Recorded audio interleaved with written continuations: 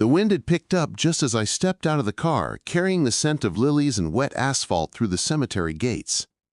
Black umbrellas dotted the lawn like morning flowers, a sea of quiet grief held together by shared loss and carefully concealed judgments. I clutched my coat tighter as I walked toward the tent, my heels sinking slightly in the damp earth, heart thudding in rhythm with the distant chime of church bells. Dad would have hated the fuss, the solemn faces, the tight collars, the way death made people pretend they'd always been close. But what he would have hated most was what stood waiting by the casket. My sister Vanessa, arm in arm with the man who once promised to grow old with me. Before I continue narrating the story of Laura, please consider giving this video a like, share it, and subscribe to the channel. Vanessa turned the moment she saw me, her red lipstick perfectly unsmudged, her expression rehearsed and radiant with superiority. "Laura," she said, the name shaped like a weapon, sharp and meant to draw blood. Darren didn't speak, just nodded once, his hand tightening ever so slightly around her waist, as if to remind me who he belonged to now. The last time I'd seen them together, it was through the crack of his office door, her blouse half open, his hands betraying every vow we'd etched into our future. It stood like royalty now, cloaked in designer grief and wedding rings that had no right shining in my father's funeral light. "I didn't think you'd come," Vanessa said, tilting her head with mock concern, her voice as smooth as polished granite. "After everything, I mean."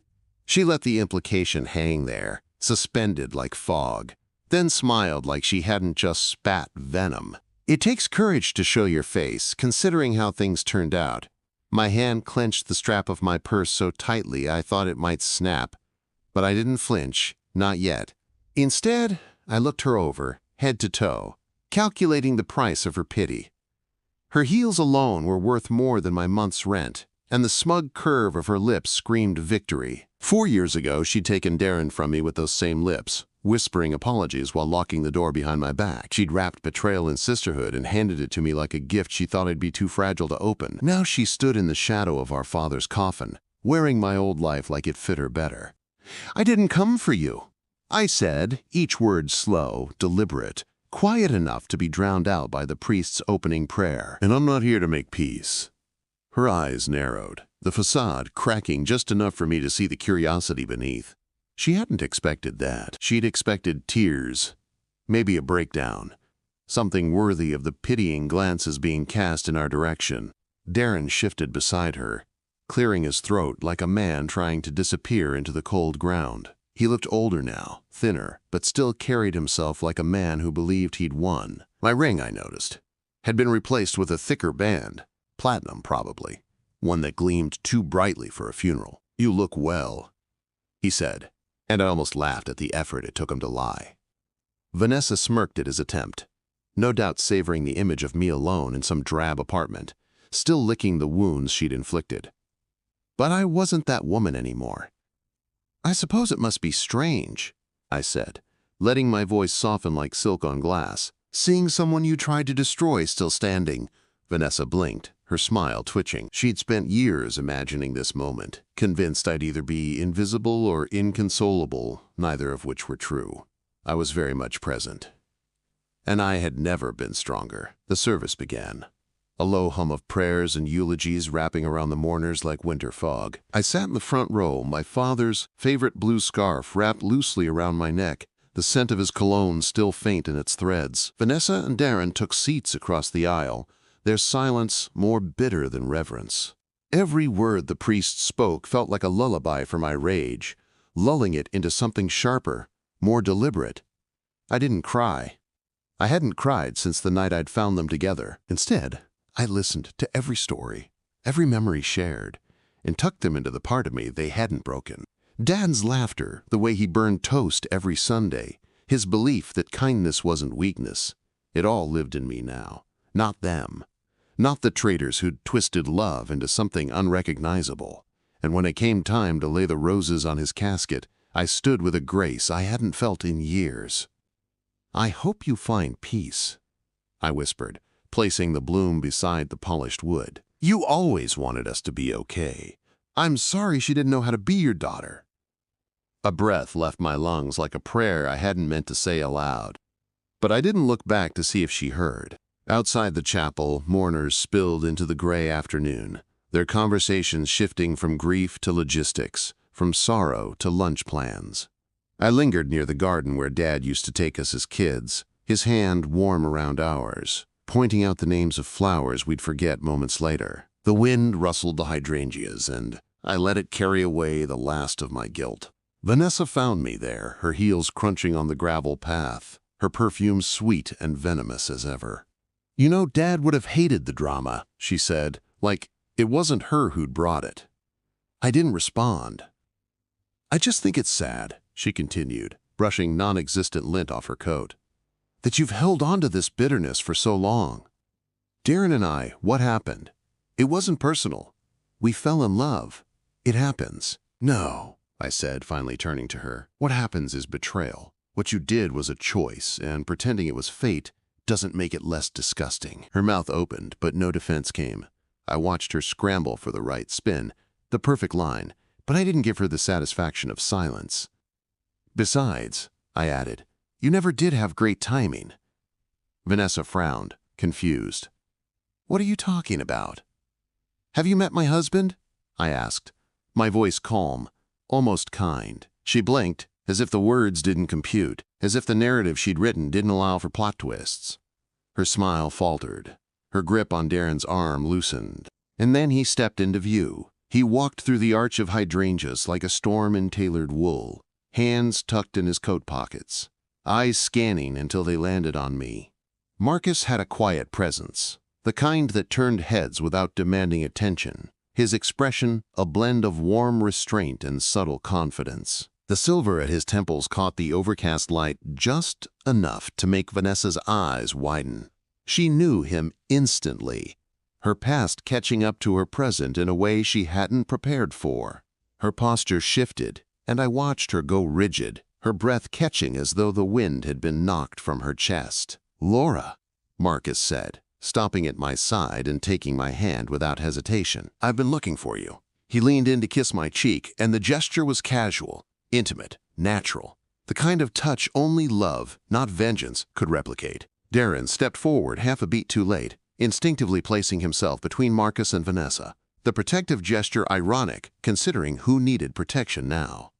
"Vanessa," Marcus added with a nod, his voice civil but cool. "It's been a long time." Her mouth opened, then closed, her hands fluttering near her collar like they couldn't decide where to rest. "You two know each other?" she asked, voice brittle and uneven. "How? When?" The words trailed off, lost in the fog of her disbelief. Darren stared at Marcus like he was trying to summon an entirely different man with his gaze, one who wouldn't shatter his carefully constructed narrative. But Marcus just stood calmly, the eye of the storm, patient and immovable. "We met in Seattle," I said, watching Vanessa struggle to anchor herself to the moment. "A few years ago." I let the pause sit, pregnant with implication, waiting for the impact to land. "We got married last October. You were too busy with, what was it? The Maldives honeymoon or the Aspen renovation?" Darren flinched, his jaw tightening as though I'd struck him physically. Vanessa's fingers curled into the sleeves of her coat, grasping for composure that wouldn't come. I wondered if she remembered the last time she'd mocked me for being single, called me damaged, or offered me therapy as a pity gift wrapped in concern. The hypocrisy would have been funny if it weren't so sad. She'd stolen my fiancé, mocked my grief, paraded their life like a trophy, only to find out I'd built something far more real. "You married Marcus Hamilton?" Darren finally asked, the name bitter in his mouth. "You married him?" His reaction told me everything I needed to know. Marcus hadn't just been a name in the industry. They had history, and it wasn't friendly. Vanessa's eyes darted between us like she was replaying every cruel word she'd spoken at the funeral, trying to reverse them now that she understood the full picture. "Yes, I did," I said, my voice steady and clear. "And I'd do it again in a heartbeat." Marcus's hand tightened around mine. Not for effect, not for performance, but because that's what he did when he knew I needed grounding. "You once told me I'd never find someone like Darren," I added, turning my attention back to my sister. "You were right. I found someone infinitely better." The silence that followed was deliciously weighted. the kind that said more than shouting ever could. People nearby had started to turn, their curiosity piqued by the shift in energy. A few even whispered to each other, eyes bouncing between me, Marcus, and the woman who used to be the queen of every room. Vanessa's smile was gone, stripped clean from her face like old paint peeled under pressure. "So this is what this was all about," she said, trying and failing to regain control. "You brought him here to show off." "No," I said, the words soft but firm. "I brought him because he loved my father and wanted to pay his respects." I saw the flicker of confusion on her face, a crease forming between her brows. "He met Dad once, over dinner in Seattle," I continued, "and they talked about family, about loyalty, about what kind of man deserves a daughter's trust." Marcus nodded slightly, his gaze unwavering. "Your father was a good man," he said, "and I was honored to know him." Vanessa looked like she'd swallowed glass. Her hand moved to the necklace she always wore, the one Darren had bought her during their first trip to Paris, the one she used to flash around when she wanted to remind me that she'd won. But now the diamonds looked dull, weighed down by context and consequence. Darren stepped forward again, clearing his throat, probably searching for something clever or cutting to reclaim control. "So, this is your big moment?" he asked. "Your revenge tour?" I turned toward him fully, the last pieces of anger melting into something colder, cleaner. "No, Darren," I said. "This is my life. You're just someone I used to know." And with that, I turned back to Marcus, who looked at me with quiet pride, the kind that didn't need an audience to be real. Vanessa didn't follow when we walked away, and neither did Darren. They remained frozen, caught in the moment they realized their stories no longer held power over mine. Each step I took with Marcus felt like rewriting a chapter they thought they'd closed for good. Grief still clung to the air like smoke, but it no longer smelled like loss. It smelled like clarity. And when I looked up at Marcus, I saw my future, not my past. We walked through the garden path in silence, the damp gravel crunching beneath our feet like punctuation marks to everything unspoken. Marcus didn't say anything at first, just held my hand the way he always did when he sensed I needed to feel steady. I glanced over my shoulder once, only once, and saw Vanessa still standing there like a statue with a face carved from confusion. Darren was already pulling out his phone, likely trying to regain control of a narrative that had spun wildly from his grasp. The irony didn't escape me, how easily the two of them could turn confidence into cowardice when confronted with truth. I wasn't sure if this would feel like closure or combustion, I admitted, as we reached the parking lot. Turns out it's both. Marcus gave me a small smile, the kind that said he understood, the kind that didn't need words. I leaned into him, pressing my forehead briefly to his shoulder, inhaling the scent of cedar and home. "You handled them with grace," he said softly. "More grace than they ever deserved." "That's because I'm not doing it for them," I replied, unlocking the car and sliding into the passenger seat. "I did this for Dad." He nodded once, knowing better than to interrupt the weight of that sentiment. Dad had always wanted his daughters to be close, but he'd never pretended we were perfect. He knew the rift ran deep, but he also believed healing was possible, even if it didn't look like forgiveness. The drive back to the hotel was quiet, save for the occasional car swishing past through the drizzle and the faint hum of the heater. I watched the trees blur by, each one standing tall against the gray sky, unbothered by the weather. That was how I wanted to feel, unmoved by storms, unchanged by winds that no longer served me. "Did you know Darren before you met me?" I asked, breaking the silence without warning. Marcus glanced at me, then back to the road, his fingers tightening slightly on the wheel. "We crossed paths professionally," he said, choosing his words with care. "We pitched against each other a few times, mostly hotel contracts. He was always more focused on status than substance." I nodded, the puzzle pieces fitting into place now that I had the final image. "He was threatened by you," I said, not as a question, but a certainty. "That explains why he went pale the second he saw your face." Marcus didn't gloat, he never did, but his silence said everything. He didn't need revenge to feel whole, and that was what separated him from men like Darren. I remember thinking he was all flash and no follow-through. Marcus finally added, and I wondered what kind of person would tie themselves to someone like that. I smiled at that, a crooked sort of grin that only came when I let myself be a little vulnerable. "That person was me," I said, almost laughing. "Once, but not anymore," he reminded me, reaching over to squeeze my hand. We pulled into the parking lot of the inn where we were staying, a quaint brick building with ivy climbing its outer walls. The place had charm, aged, imperfect charm, and that's why I'd chosen it. I wasn't interested in perfection anymore, not after learning the cost of chasing it. "Do you want to talk more about it?" Marcus asked as he turned off the engine. "Not now," I replied, leaning back in my seat and exhaling slowly. "Right now, I just want to take off these heels, drink some tea, and sit in silence." He smiled, the tension in his shoulders easing as he opened his door and came around to mine. Sometimes love didn't look like fireworks or declarations. It looked like a man opening the car door and waiting. No pressure, no pretense. Inside, the room was warm, dimly lit by soft bedside lamps, and smelled faintly of lavender and old books. I slipped out of my shoes and sank into the armchair by the window, pulling a throw blanket over my lap. Marcus brought me a cup of chamomile from the kitchenette, his movements efficient, his silence kind. "Thank you," I said, taking it in both hands and letting the warmth seep into my fingers. Outside, the rain had picked up again, tapping against the window like a steady metronome. "Do you ever wonder if some people just break because they want to be sharp?" I asked, staring out into the wet night.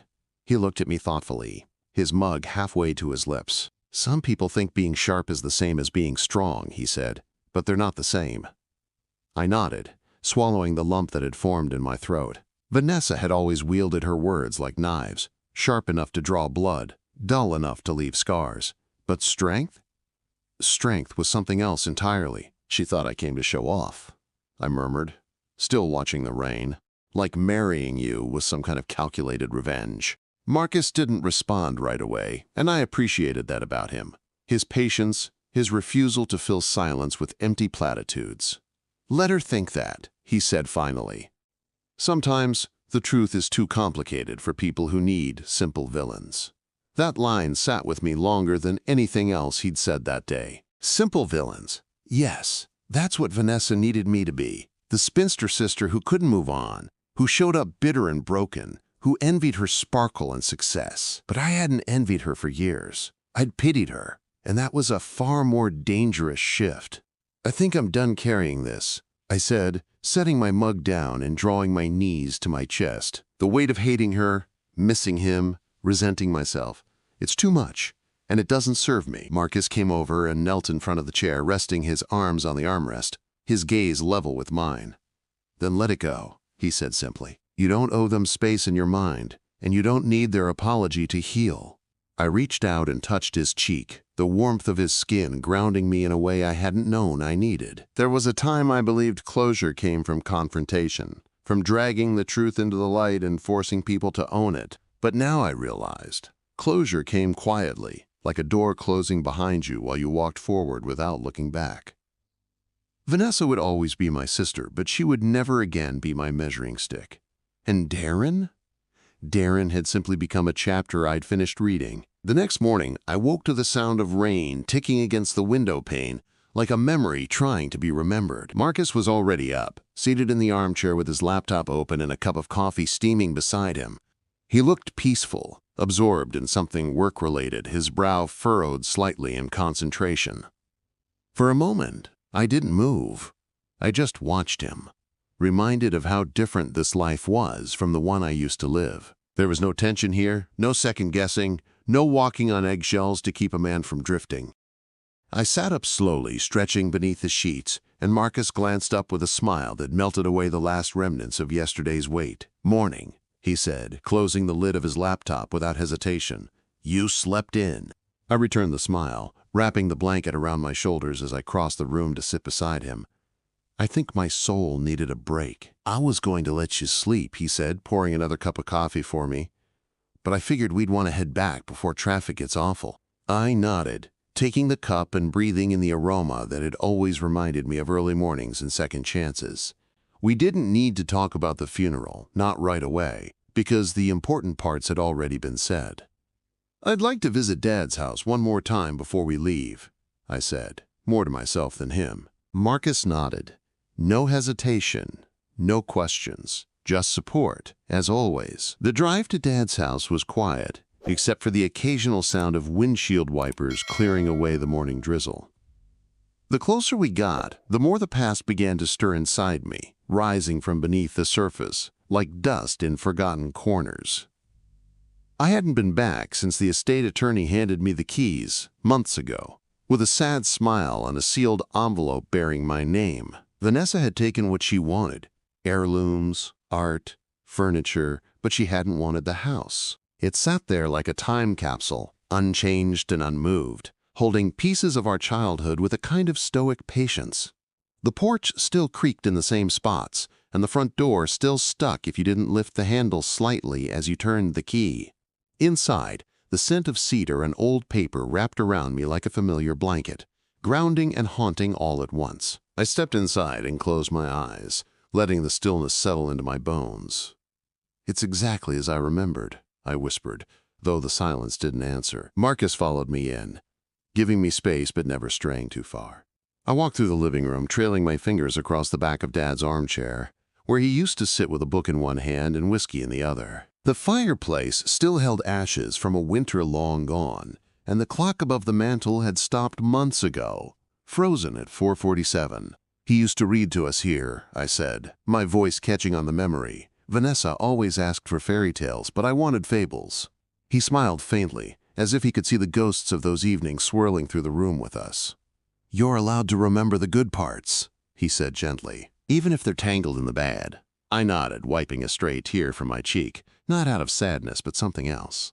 Release, maybe. The kind of grief that wasn't sharp anymore, but smooth from being held for so long. I think I needed to see this place again to believe it's really mine now. We walked through the house slowly, room by room, collecting remnants of who I used to be. In the upstairs hallway, I paused outside my old bedroom, the door still adorned with a peeling sticker that read, "Laura's World, keep out." Inside, the space was small and dusty, but the walls were still painted pale blue, and the bookshelf still sagged with paperbacks I'd once loved. I ran my hand over the spines, pausing on a worn copy of Anne of Green Gables, the pages loose from being read too many times. "She always reminded me of who I wanted to be," I said softly. Down the hall, Vanessa's old room was mostly empty, stripped of personality and sentiment, as if she'd erased every trace of herself on purpose. Her childhood trophies were gone, the mirror was bare, and the closet held only a single wire hanger. I stood in the doorway, uncertain of whether to enter, unsure if crossing that threshold meant inviting more memories I hadn't chosen. "She always wanted to be admired," I murmured. "Even as a kid, it was like she was performing for an audience." "She still is," Marcus said quietly, leaning against the wall with his arms folded. "But it's an act that's starting to crumble." I didn't respond, because there was nothing to argue with. He was right. Whatever fantasy she'd built around her life with Darren was beginning to crack, and I wasn't sure she had the tools to fix it. "Do you ever think people like her realize they've built a house out of glass only after the first stone gets thrown?" He tilted his head, considering it. "Maybe," he said, "but sometimes they know, and they just hope no one ever aims well." The image struck me. Vanessa, always dazzling, always immaculate, living in a glass mansion, terrified of the truth showing through. I stepped back from her doorway and closed the door gently, as if sealing away something sacred that no longer belonged to me. "I'm done looking backward," I said, the words surprising me even as I said them aloud. Marcus took my hand and kissed the back of it, his thumb brushing over the ridge of my knuckles. "Then let's go," he said, and just like that we walked down the stairs for the last time. Outside, the rain had stopped, and sunlight filtered through the thinning clouds, painting gold across the overgrown lawn. I didn't look back as we locked the door. Some chapters deserved to be closed without rereading. 2 days after we returned to Seattle, a small envelope arrived in our mailbox with no return address, just my name written in that familiar, looping script I hadn't seen since before the engagement fell apart. I knew it was from Vanessa before I even opened it. There was something in the weight of the paper, the perfection of the lettering, that screamed of her need for control. Marcus was at the office consulting on a project, and I stood in the kitchen alone, sunlight pouring through the windows as I slit the seal open with a paring knife. Inside was a single sheet of thick stationery and a pressed gardenia, slightly browned at the edges. The letter was short, not an apology, but not exactly an attack either. Just a quiet line. "We were never meant to be enemies. If you're willing to talk, I'm willing to listen." I read it twice, unsure whether I was more surprised by the vulnerability or the restraint. Vanessa had never been the type to admit weakness, and for her to even suggest a conversation felt like someone handing me a key to a locked door I'd already boarded shut. I placed the gardenia on the counter and folded the letter in half, tucking it back inside the envelope. There was no address, no phone number, no direct way to reply, just the suggestion of peace, floating in white space like a challenge. For the rest of the day, I couldn't decide whether I felt haunted or healed by it. Marcus came home that evening with takeout and a tired smile, the scent of lemongrass and ginger following him into the kitchen. I showed him the envelope without saying anything, sliding it across the counter like a piece of evidence in a case that hadn't yet been solved. He read the line silently, his expression unreadable, then set it down beside his bowl of noodles and said, "Do you want to talk to her?" That was the question, wasn't it? I didn't answer right away because I didn't know if wanting peace meant trusting the source of so much past harm. "I don't know," I admitted, pushing my food around with my chopsticks, appetite gone. Part of me thinks it's a trap. The other part thinks maybe she's finally reached the part of her life where honesty is cheaper than pride. Marcus leaned on the counter, his fingers loosely interlaced. "You don't owe her anything, Laura. But if you need it for your own closure, then I'll support whatever you decide." His voice was steady, the kind of calm that never tried to sway, only to anchor. I waited 3 days before I saw her again, this time at a quiet cafe downtown that she chose, probably for the optics. Neutral ground, upscale enough to be comfortable, discreet enough to keep eavesdroppers at bay. She was already seated when I arrived, her hair pulled back in a low bun, her makeup minimal, her jewelry noticeably absent.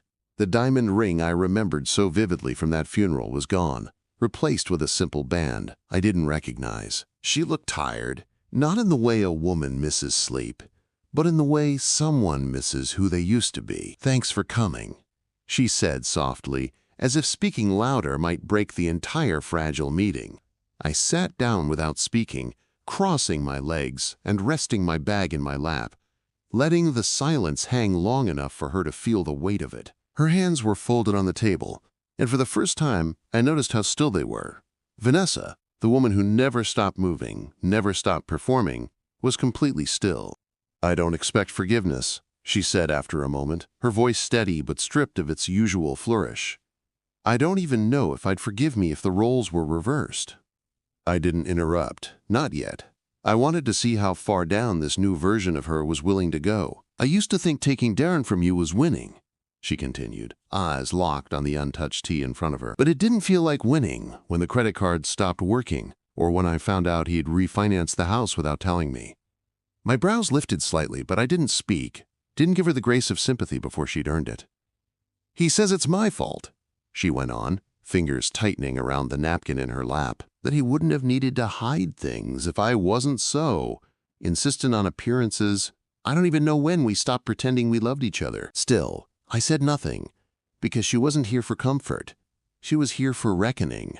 Vanessa looked up then, her eyes rimmed in a faint smudge of mascara she hadn't bothered to fix. "When I saw you at the funeral, I didn't know who you were anymore," she said. "I expected the same Laura I left behind, heartbroken, soft-spoken, too polite to fight back. But you weren't that woman."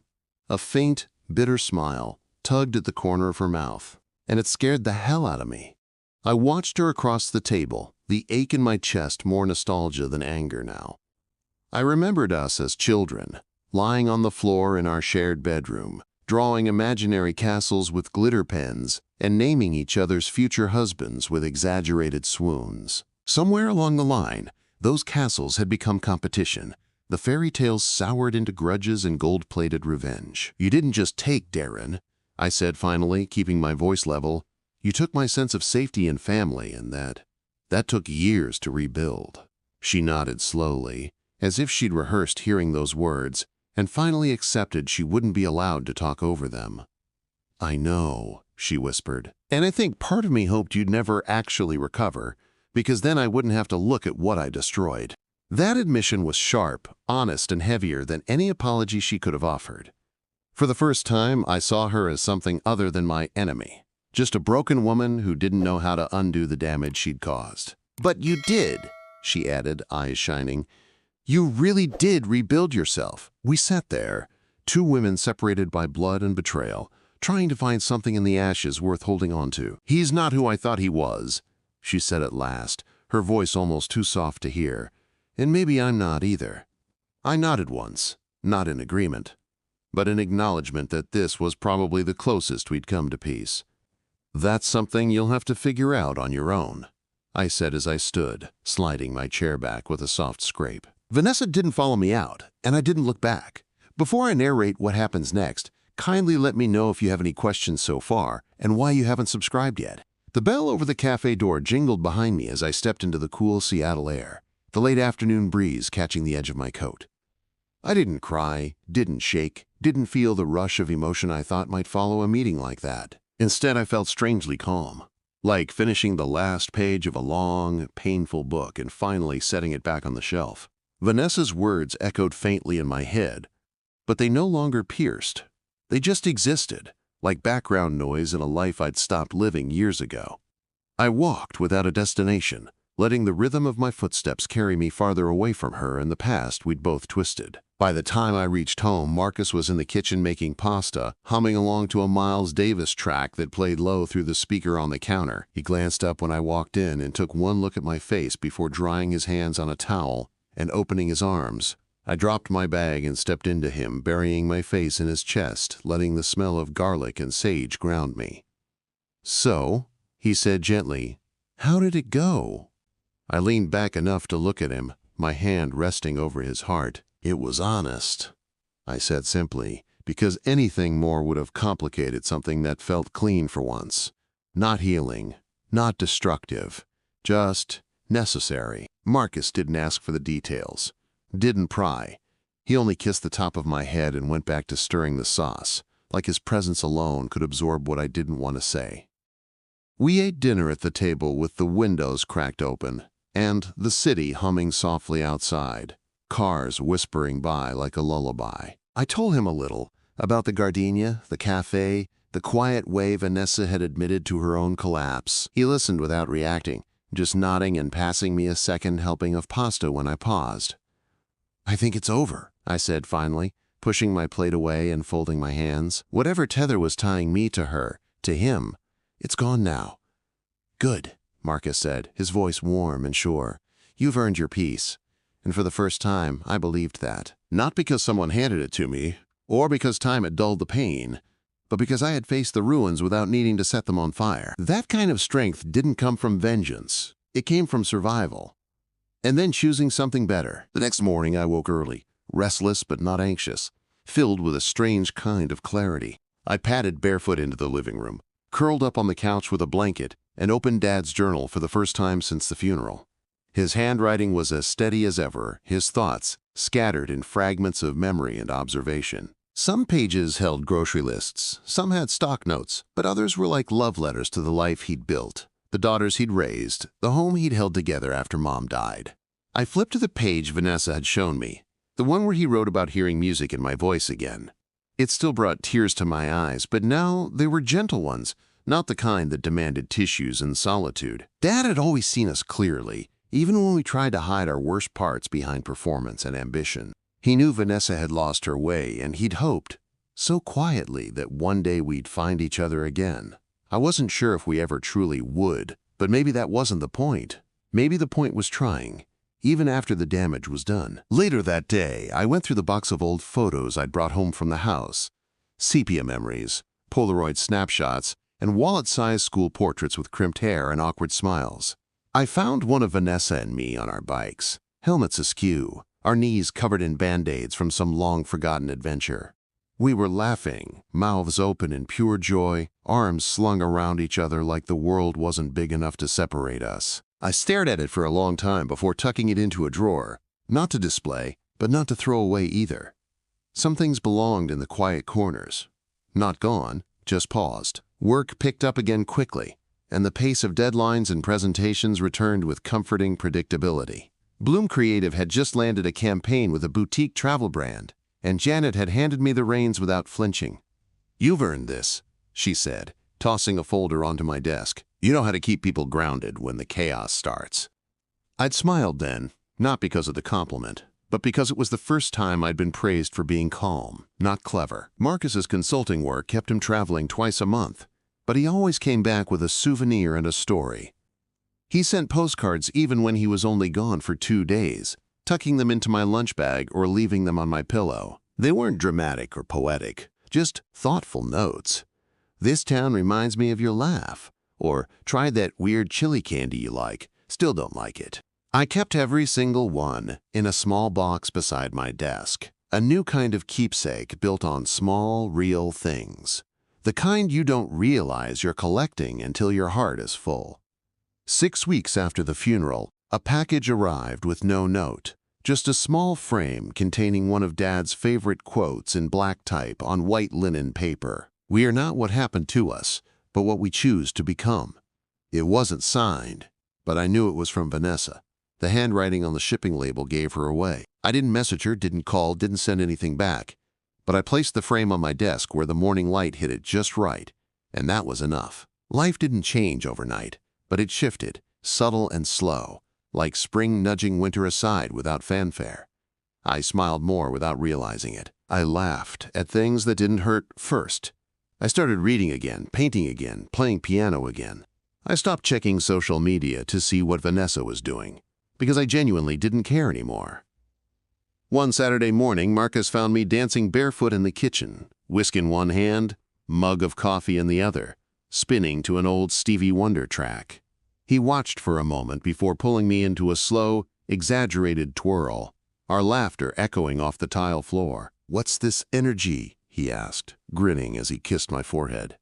"Is it the French toast or the music?" I looked up at him, heart full and steady. "It's freedom," I said, and meant every word. The shift in me wasn't loud, but it was visible, like the way light changes across a wall without anyone flipping a switch. Ruth noticed it first during a book club meeting when I disagreed with her about the protagonist of a historical fiction novel. I didn't hedge my opinion or soften my words the way I used to, and instead of tension, there was laughter and nodding. "Look at you," she said afterward, nudging my shoulder. "There's fire back in you, girl, and this time it doesn't burn you." At work, Janet started handing me more client-facing strategy meetings, no longer relegating me to behind-the-scenes coordination. I thrived in them, not because I needed the spotlight, but because I finally believed I deserved to be in the room. My voice no longer shook when I made suggestions, and when they were ignored, I didn't spiral into doubt. I simply restated them when the timing was better, more strategic, and somehow more effective. That self-assurance didn't come from revenge or validation. It came from building something real after everything else had collapsed. Marcus and I had settled into a rhythm that was both stable and spontaneous. A balance I hadn't known was possible. We cooked together, worked in adjacent rooms with soft music in the background, and took turns planning surprise date nights. One weekend, he booked us a cabin on Whidbey Island, where we spent 2 foggy days hiking, cooking simple meals, and reading beside a fireplace. "I used to think love was supposed to be constant fireworks," I told him, curled beside him on a thick blanket. "But this quiet safety is the most beautiful thing I've ever felt." He kissed my forehead and said, "Fireworks are for spectators. What we have is for building a life." That was Marcus, always giving me truths I could carry, not just admire. On the last morning there, I stood barefoot on the porch, wrapped in a wool blanket, watching a deer graze in the fog-draped field. My past felt distant then, not erased, not forgotten, but no longer front and center. I didn't miss the girl I used to be. I mourned her gently, and then let her go. When we got home, there was a voicemail on my phone from Vanessa. Not a call, just a recorded message, her voice tentative. "I'm selling the house," she said. "Dad's house." I know I said I didn't want it, but after seeing it again, I realized I can't hold on to something that doesn't belong to who I've become. She paused, then added, "I'm letting go of the illusion too. I thought you'd want to know." The words didn't stir rage or sadness. They landed soft, like the final page of a book I'd already finished. I didn't return the call, but I sent her a text 2 days later. "Thanks for letting me know. I hope you find peace in whatever you build next." It wasn't forgiveness, But it was an offering, something small and quiet to acknowledge change without reopening wounds. That was all I could give, and all she had the right to receive. Anything beyond that was hers to earn, not mine to gift freely. Weeks passed, and the world continued in its quiet orbit. Projects at work, dinners with friends, lazy Sundays filled with books and grocery runs. One Friday afternoon, Janet called me into her office with a rare smile on her face. "You're being promoted," she said simply, sliding a letter across the desk. "Associate Director of Client Development, effective immediately. And before you say anything, yes, it comes with a raise and a window office." I blinked, then grinned so wide my face ached. "Why me?" I asked, still holding the letter like it might vanish. Janet leaned back in her chair, arms folded, looking at me with the sharp fondness she reserved for rare praise. "Because you stopped asking for permission to take up space," she said. "And because everyone else in the room listens when you speak." That night, Marcus brought home champagne and a lemon tart from the bakery I loved, and we celebrated on the couch with music playing softly and our feet tangled under a shared blanket. "I told you," he said, clinking his glass against mine. "You didn't rebuild, you reinvented." I laughed, the sound no longer brittle but full, bright, as though it belonged to a woman who knew exactly who she was. And I did. The following weekend, I received an invitation in the mail, cream cardstock with gold trim, elegant but not flashy. It was for a charity gala supporting literacy programs, hosted by one of Darren's former business partners. Marcus's name was listed as one of the honored donors for the evening, which didn't surprise me. He'd always been generous without fanfare. "Do you want to go?" he asked, as I stood holding the invitation, reading it twice. "Only if it's something you want for you, not for them." I hesitated, not out of fear, but calculation. This wasn't about proving anything to Darren or Vanessa. It was about showing up as myself, fully formed and no longer defined by their betrayal. "Yes," I said at last, smiling. "Let's go." I chose a sleek navy dress that hugged my figure without apology, pinned my hair in a simple chignon, and wore the thin gold necklace Dad had given me the year I graduated college. The ballroom was filled with Seattle's polished elite, investors, consultants, philanthropic powerhouses, and a few ghosts from the life I used to inhabit. Darren was across the room before he saw us, deep in conversation with someone I didn't recognize. His suit was immaculate, his hair perfectly styled, but his eyes darted when they landed on Marcus and me. He froze for a second too long before composing himself and turning away. I didn't follow his gaze, didn't approach, didn't perform. Instead, Marcus handed me a glass of wine and whispered, "Still want to be here?" I nodded, clinking my glass against his, calm as still water. More than ever. Around us, the night shimmered with low music and conversation, but I wasn't overwhelmed. I belonged here, not because of who I'd married or who had betrayed me, but because I'd earned my place by becoming the kind of woman who no longer needed validation. The gala carried on around us, crystal chandeliers casting golden halos over rows of champagne flutes and polished silverware. I moved through the room with ease, shaking hands, exchanging pleasantries, smiling without effort. Marcus stayed close, but not hovering, letting me lead, letting me shine in a way I'd never been allowed to before. I wasn't arm candy or someone's date.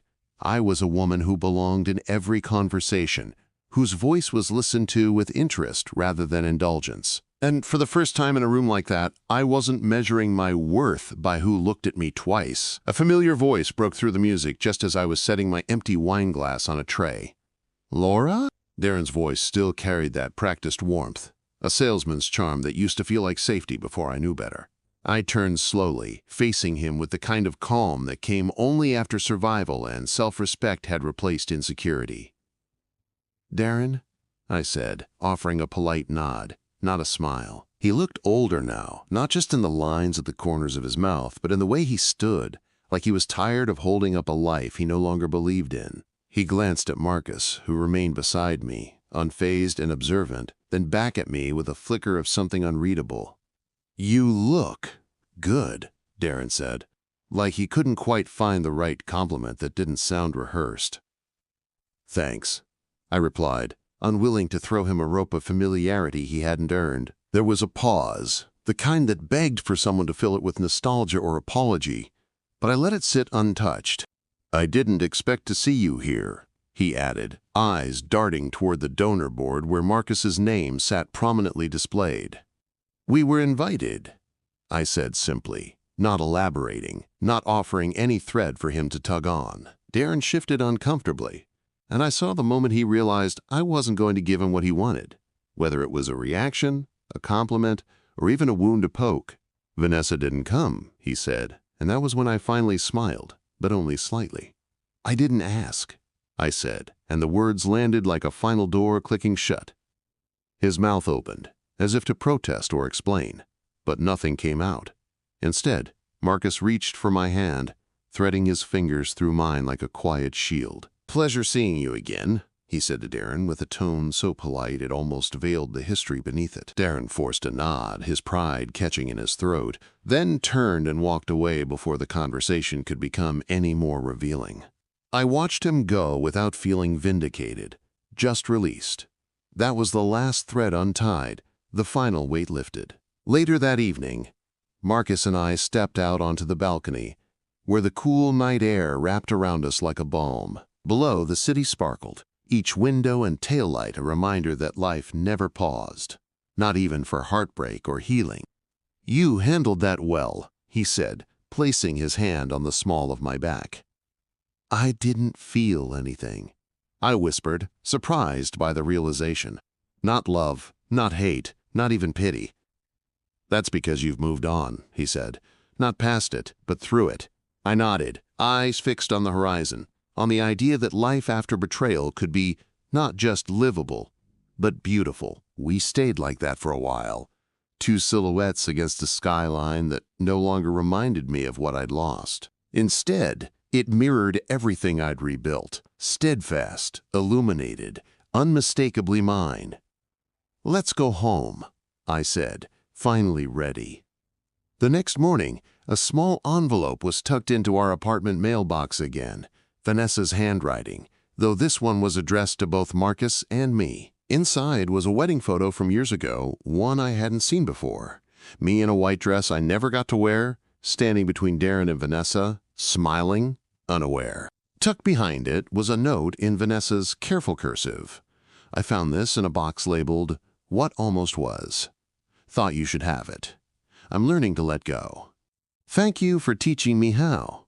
Marcus handed it back to me, expression unreadable. I studied the photo for a long moment before folding it in half and slipping it into the fireplace. "I don't need it," I said as the flames curled around the image, erasing a moment that had never truly belonged to me. He nodded, pulled me into his arms, and we stood in silence as the paper turned to ash.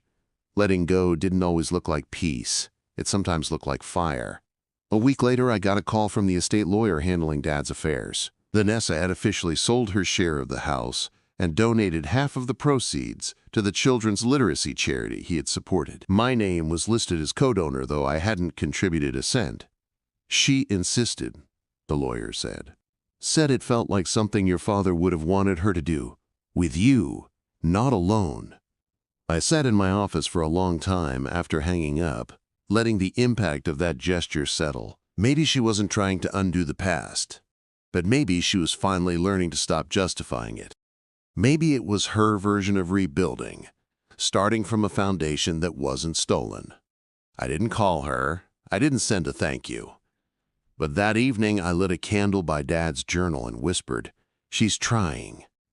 Fall turned to winter with the subtle shift of streetlights glowing earlier and jackets getting thicker. Life fell into place like snowflakes, quiet, soft, and individually fragile, but together forming something solid. Ruth and I hosted book club in my apartment one evening, laughing over wine and arguing about a thriller ending that none of us liked. Marcus came home midway through and joined us, accepted like he'd always been there. And when one of the women asked how we'd met, I smiled, tucked my legs under me, and said, "We didn't meet. We found each other." That night, Marcus asked, "Do you think you'll ever talk to Vanessa again? Really talk?" I paused, brushing my teeth, catching my reflection in the mirror. Older, wiser, softer in ways that came from surviving, not avoiding. Maybe, I said honestly. But if I do, it won't be as her sister who lost everything. It'll be as the woman who rebuilt from nothing and doesn't owe her a single thing. The first snow came early that year, blanketing the sidewalks in a layer of white that softened every sound and slowed every step. I stood at the window with a cup of tea, watching the city transform, wondering how something so cold could feel so peaceful. Marcus came up behind me, arms wrapping gently around my waist, his chin resting on my shoulder. "Still your favorite season?" he asked, his voice quiet against the hum of the heater. "Now more than ever," I whispered, because winter had once felt like loneliness. Now it felt like stillness I'd earned. Our home had become a reflection of who we were, not just a place we slept. The walls held art from weekend markets, the couch was worn in all the right ways, and every bookshelf told the story of two people who had grown side by side. We spent Sundays reading in silence, weeknights debating documentaries, and every Friday trying a new recipe, no matter how badly it went. It wasn't perfect. There were dishes left out and laundry forgotten, but it was ours, and it was real. Work reached a steady rhythm, too, the kind where you weren't always sprinting but never stagnating either. Janet had begun referring to me as her right hand, and I'd stopped flinching when clients asked for me by name. Bloom Creative was expanding, hiring 2 new junior strategists, and she asked me to train them, something I never thought I'd enjoy. But I found myself mentoring them the way I wished someone had mentored me, with equal parts structure and softness. "You don't need to prove yourself by knowing everything," I told them one afternoon. "You prove yourself by showing up, over and over." Around the same time, Vanessa sent another note, this time in an email, shorter than her previous attempts but more grounded. "Mom's piano is in storage. I don't play. I thought maybe you'd want it. No pressure, just let me know." It was signed simply, V. I stared at the screen for several minutes before replying, "Yes, I'd like that. Thank you." I didn't ask how she'd found my email address. Some bridges, once burned, didn't need to be rebuilt, only repaved. A few days later, a moving company delivered the piano, wrapped carefully in blankets and bearing a tag labeled Mitchell Family Upright. The delivery guys positioned it against our living room wall, near the window, exactly where the light would hit it in the morning. I ran my hand along the keys, the familiar feel of ivory smooth beneath my fingers. I hadn't played since Mom died. Grief had made music feel like betrayal, as if joy couldn't live in the same room as loss. But now it didn't feel like betrayal. It felt like permission. That evening, I played a few bars of a lullaby Mom used to hum while folding laundry, stopping when my fingers fumbled, tears pricking the corners of my eyes. Marcus didn't say anything. He just sat on the floor, leaning against the couch, letting the music settle into the walls. The next night, I played a little more, this time finishing the whole song, my hands remembering what my heart had buried. Music, like healing, was a muscle. It hurt at first, but it always came back if you kept showing up, and so I did. December came with its usual frenzy, end-of-year deadlines, holiday party invites, lists, and more lists. We hosted our first holiday gathering, a modest dinner with a few close friends and Ruth, who arrived wearing a sweater with a light-up reindeer and brought 3 bottles of wine, just in case. The evening was filled with laughter, clinking glasses, and stories that didn't center on trauma, betrayal, or survival, but on books, awkward dates, and favorite desserts. It felt like the kind of normal I used to dream about during sleepless nights in that tiny Seattle studio. After everyone left, I curled into Marcus on the couch and said, "This is the life I never knew I could have." He brushed my hair back from my face and smiled, that slow, quiet smile that always started in his eyes. "It's the one you made," he said. "Not inherited, not borrowed, made." I fell asleep in his arms with the Christmas lights still twinkling, and for once, the year behind me didn't feel like something to outrun. On Christmas morning, I found a small box under the tree, wrapped in gold foil, with no tag. Inside was a key attached to a note in Marcus's handwriting, a space of your own. For your words, your music, your next chapter. Confused, I looked at him, and he grinned, holding out a second envelope with a lease inside. A small studio space a few blocks from our apartment. "I thought you might want somewhere that was just yours." he said. A blank page. I cried then, not because of the space, but because of what it represented. Marcus hadn't just loved me through the ruins. He'd given me tools to build without asking to own any part of it. The studio was on the third floor of an old brick building with tall windows and creaky floors, and it smelled like potential. I filled it slowly, first with a second-hand desk, then an old record player, and finally, with pages of writing I hadn't shared with anyone yet, not even him. One snowy afternoon, as I sat by the window editing a short essay about the illusion of forgiveness, my phone buzzed with a text from Vanessa. I'm in Seattle next week. I'm not asking for anything. Just wondering if you'd want to get coffee. No expectations. No hard feelings if you don't respond. I stared at it, heart calm but alert, the way you feel when you see someone from a distance who once broke your heart. I didn't respond right away. I let the message sit for 3 days, not out of punishment, but because I needed to be sure that replying was my choice, not a reflex, not a test. Then one morning, I typed a simple reply. 1 coffee.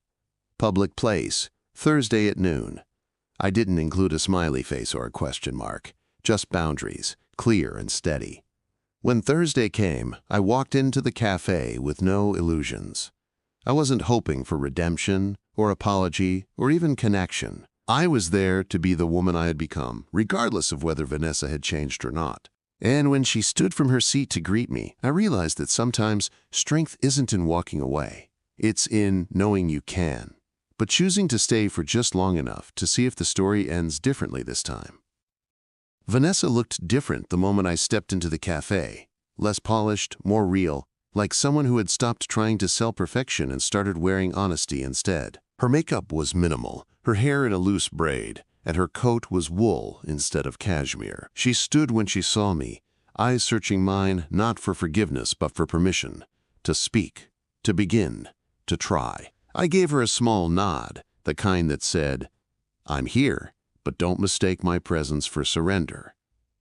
We sat down without a hug, without a performance, just 2 women separated by the same blood and the same wreckage. The silence between us wasn't tense, just cautious, like walking across ice after the first crack. Vanessa fiddled with her sleeve, then looked up and said, "Thank you for coming." I offered a quiet, "You're welcome," and let the moment settle, refusing to rush into anything we weren't ready for. "I don't know where to start," she admitted, voice low but steady. "Then don't start at the beginning," I replied. "Start where you actually mean it." She exhaled, the breath shaky but brave, and folded her hands on the table like someone bracing for an impact that might never come. "I thought taking Darren would make me feel powerful," she said. "I thought if I could win him, I could win everything. Dad's approval, your strength, even my own worth." Her words weren't rehearsed. They spilled like confessions, not defense. But I didn't win anything. I just borrowed something that was never mine to keep. I said nothing at first, because the old version of me would have tried to fix her, to soften the landing. But this version, the one who had rebuilt brick by brick, just let her sit with the truth. "I don't need you to tell me it was wrong," she said. "I already live with that. I wake up in a life that looks like luxury, but feels like quicksand." She reached into her purse and pulled out a folded piece of paper, sliding it across the table without looking at me. "It's a copy of the final divorce filing," she said. "Darren and I are done." My expression didn't change, but something deep in my chest shifted, like the closing of a door I hadn't realized was still ajar. "He told me I ruined him," she continued, half laughing, half aching. "But I think he ruined himself long before I ever touched him." "I'm not here to validate you," I said gently, because she needed to know the difference between healing and approval. "I'm not here to punish you either." Vanessa's eyes met mine then, clear and unflinching. "I know," she said. "I'm just here because I wanted to show up, without lies this time." We sipped our coffees slowly, the sound of steam and conversation humming around us like background music, to something tentative and tender. "I've started seeing a therapist," she said. "Not the kind you recommended at the funeral," she added with a sheepish smile. "An actual one who doesn't use pity as a treatment plan." I smirked, unable to help it. "Well, that's growth," I said, and she laughed for the first time. Not loud, not forced, but genuine. "I'm not asking for us to go back to what we were," Vanessa said. "I'm not even sure we were ever really close. We just played the roles we were handed." I nodded slowly, remembering the performative bond, the staged sisterhood held together by comparison and competition. "But I'd like to try being something new," she added. "Not sisters by habit, but maybe sisters by choice." That line settled in my chest like a question I hadn't known I wanted to answer. I wasn't ready to offer absolution, but I could offer presence. "I'm not making promises," I said, "but I'm willing to keep the door unlocked." Vanessa's smile was soft, almost childlike, like someone who had stopped pretending they weren't lost. When we stood to leave, we didn't hug, but we didn't avoid it either. We simply stepped into the afternoon together, side by side, and walked 2 blocks in silence before parting ways at the crosswalk. "Tell Marcus thank you," she said, waiting for the light to change. "For what?" I asked. "For loving the version of you I never took the time to see." I walked home with that sentence echoing in my mind, not as a wound, but as an echo of something I no longer needed to carry. Marcus was in the kitchen, slicing apples and humming something off-key when I came in. "Good talk?" he asked without turning around. I stepped behind him, wrapping my arms around his waist and resting my cheek against his back. "It wasn't terrible," I said, which, from me, was its own kind of miracle. We spent the evening curled on the couch, a movie playing half-watched in the background, the fire crackling in its usual rhythm. I told him everything. The apology without a bow, the attempt at rebuilding without expectation.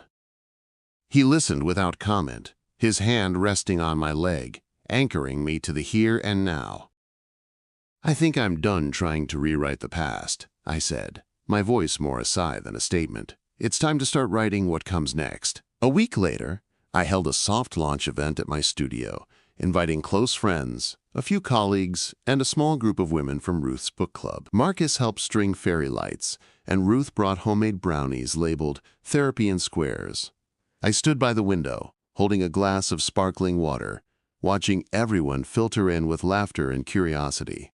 The walls were lined with excerpts from my essays, bits of fiction, fragments of memory that had finally found a home. This was the story I chose to tell, not one of betrayal, but of return.